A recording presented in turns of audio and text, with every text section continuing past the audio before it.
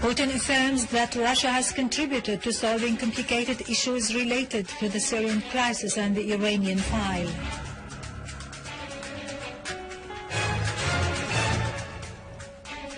The UN adopts an Iranian draft resolution to confront violence and extremism in the world.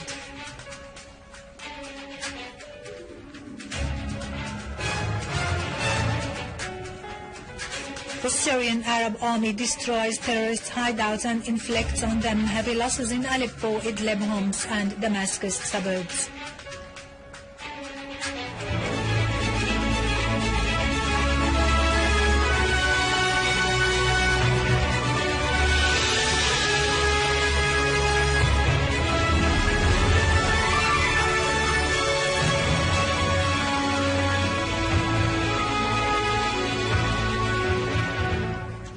Good afternoon, ladies and gentlemen. This is Yerado Krikorian with the news in English.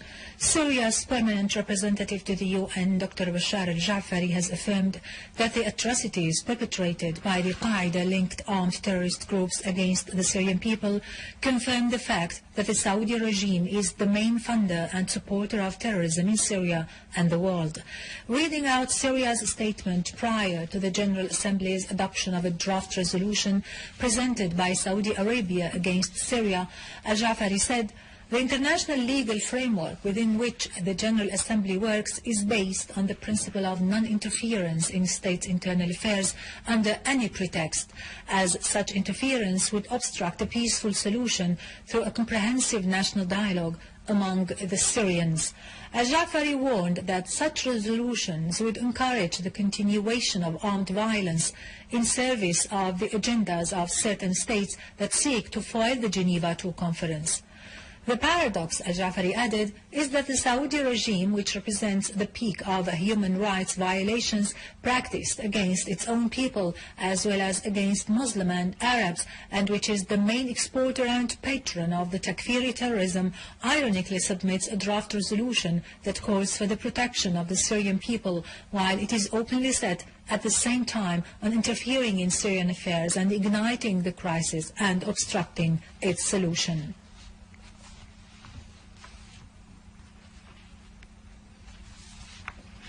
Russian President Vladimir Putin has said his country has solved complicated issues related to the crisis in Syria and the Iranian nuclear program and has adopted a principled policy regarding international questions in accordance with international law.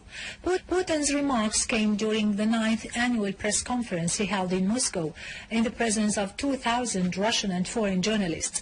The Russian president pointed out that what is currently happening on the international arena is the result of the collective work with all international partners, affirming that his country seeks to solve world issues through dialogue. Putin said the missile shield is dangerous for Russia, who intends to respond to it, adding that no final decision has been taken regarding the deployment of Iskander missiles in Kaliningrad. Putin said his country's economy witnessed remarkable development, and the reason is the role played by the government in developing the economy. Russian Deputy Foreign Minister Gennady Gatilov has said that no final confirmation has been made concerning the Syrian opposition's participation in the Geneva II conference scheduled next month. On the eve of the tripartite meeting to be held by Russia, the USA and the United Nations, Gatilov said the Syrian government has announced its participation in the conference without preconditions, whereas the opposition has not clearly confirmed its participation. Gatilov said the Russian side will ask the Americans during the meeting in Geneva about the opposition's readiness to participate in the conference and the persons representing it. Gatilov added that the most important thing about the conference is the participation of both the government and the opposition in the negotiations. He pointed out that the USA has not changed its stand regarding the list of the participants in the conference, affirming Russia's confidence in the importance of Iran's participation.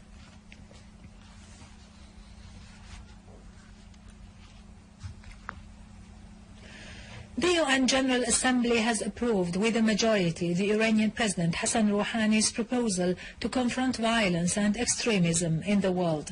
The Israeli entity's representative has criticized the adoption of the draft resolution.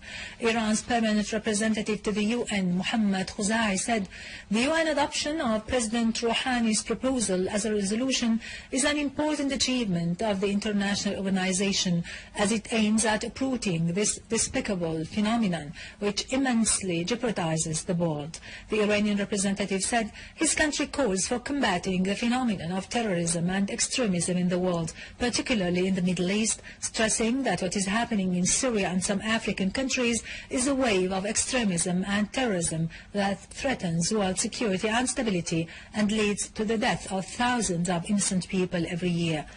Khuzai referred to hundreds of European youths who fight on the side of terrorist groups in Syria and other places in the world and carry out acts of killing, destruction and sabotage.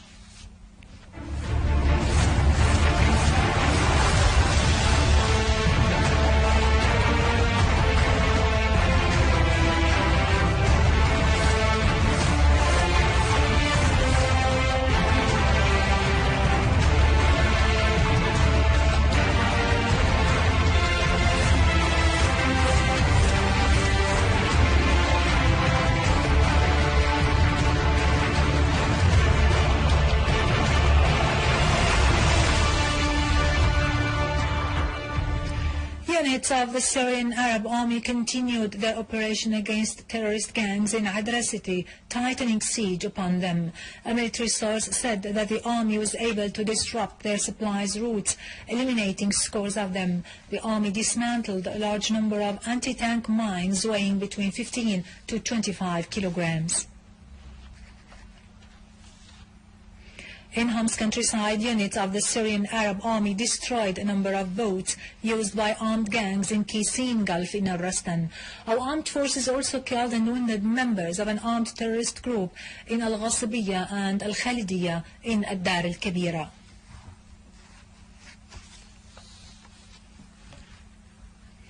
In Idlib, Syrian Arab armed forces killed and wounded dozens of terrorists in Harshib Sayliya and Al-Arba'in mountain in the governorate's countryside.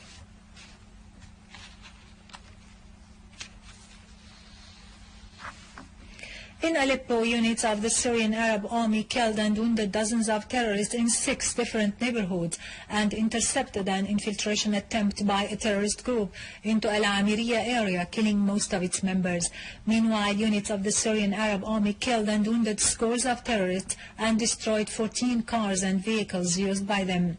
Army units also destroyed cars loaded with weapons and ammunition and killed the terrorists inside them.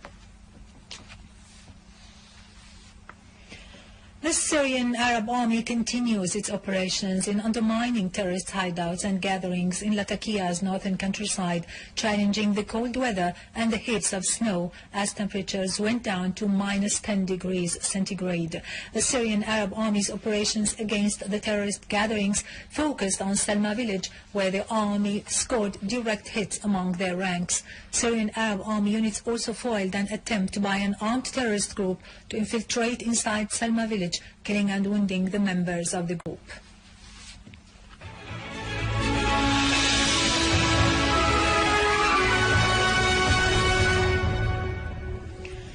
The film The King of the Sands by the Syrian director Najdat Anzour exposes the ruthlessness of the Saudi founder who exterminated his ruling emirs and later massacred his own troops when they became a liability. King of the Sands is a film directed by Syrian artist Najdat Anzour, who exposes the history of King Abdulaziz ibn Abdurrahman Al Saud, the founder of the present-day Kingdom of Saudi Arabia. King of the Sands is presented as a landmark taboo-breaking film depicting a hidden saga of the Saudi family and its involvement in world terrorism. It presents a prince in exile who reconquers his ancestral lands and continues to expand his dominion until he controls the bottom parts of the Arabian Peninsula. His ruthlessness made him exterminate even his own supporters. The reason was that they had threatened the king's relations with the British rule of Jordan and Iraq. What's next? Raid ahead. Anzour is a creative artist and director who often tackles complex topics. At a press conference, the director reported that he has already received threats of lawsuits by unidentified parties trying to prevent the film's release. The film seeks to defend Syria's struggle against Wahhabi terrorists. The King of the Sands is concerned also to draw attention to Syria's civilized image. There are many important issues in Syria that need to be discussed. The film will be presented to public audience in different Syrian governorates very soon. Our ambition as Syrian artists is to reach universality. This film depicts Western imperialism as impinging on the monarch's independence, foreshadowing the kingdom's future entanglement in world terrorism by its unmistakable support of Wahhabi jihadists all over the world. By the law of God, I choose you to be mine. I am Abdulaziz. Now to latest business and market news, but after a short break, stay tuned.